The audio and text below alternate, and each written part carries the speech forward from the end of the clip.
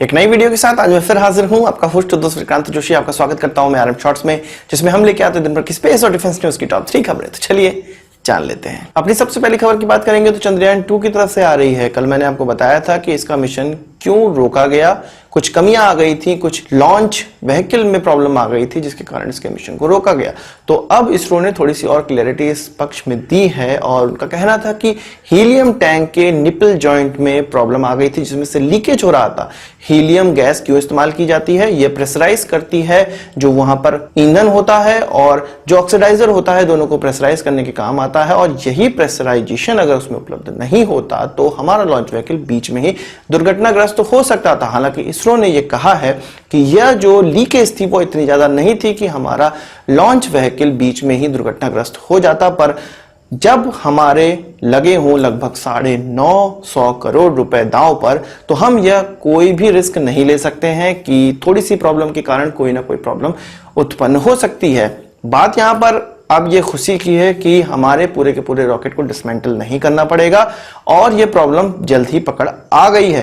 पर यह प्रॉब्लम किस कारण से हो रही है ये पकड़ में नहीं आया है और यही सबसे बड़ा अभी चिंता का विषय बना हुआ है। इसरो इस कारण को ढूंढने का प्रयास कर रही है।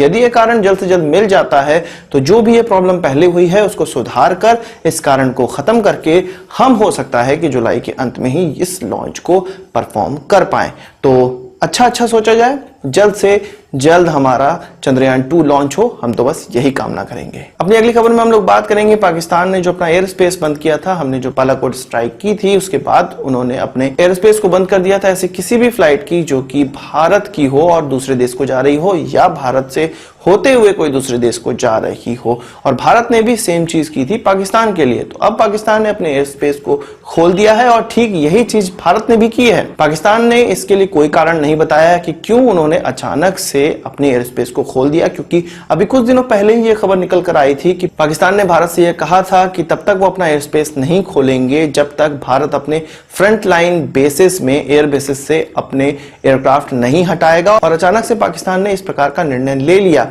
भारत इस वक्त कह रहा है कि पाकिस्तान का ये अपना निजी डिसीजन है और भारत ने भी इसके ही परिप्रेक्ष्य में अपना एयर स्पेस पाकिस्तानी एयरप्लेन्स के लिए खोला है। जानकारों का यह मानना है कि पाकिस्तान ने जो अपना एयर स्पेस ये खोला है वो इंटरनेशनल दबाव के तहत खोला है, क्योंकि यूएस की कोई भी एयरक्राफ्ट ईरान के ऊपर से नहीं जा सकती हैं। तो यूएस को अल्टरनेटिव रूट जरूर चाहिए। इसके अलावा और भी इंटरनेशनल फ्लाइट्स हैं जिनको अल्टरनेटिव रूट चाहिए, ईरान से होकर वो नहीं जा सकती हैं।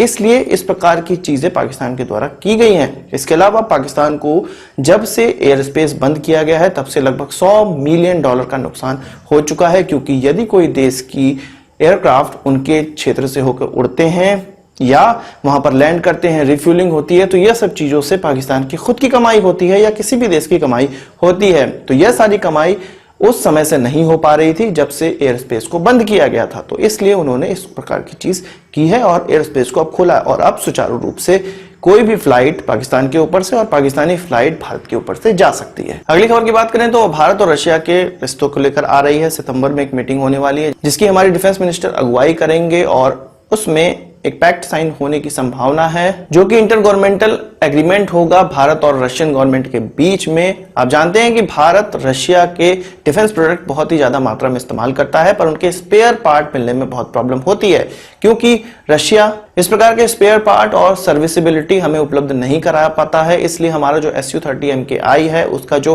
फ्लीट है वो लगभग 55% ही तैयार रहता है, सर्विसेबल कंडीशन में रहता है।